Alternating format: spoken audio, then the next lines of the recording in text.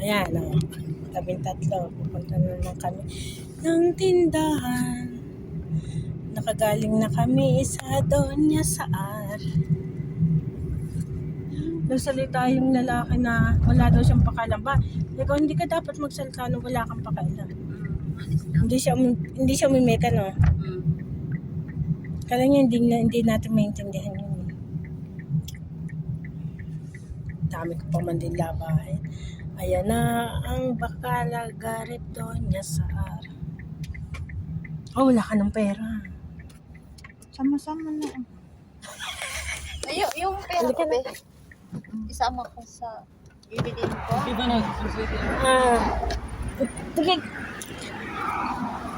Magkano?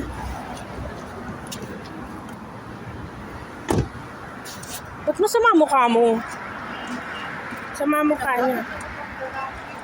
Oo, kasi nagsalita siya ng money dakal. Sabi ko, huwag kang magsalita ng ganyan. Uy, mag-aada nung nagsasara.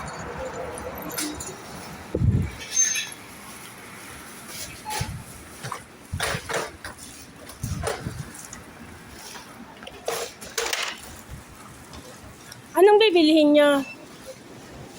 Hoy. Anong bibilihin niyo? Mag-aada, magsasara.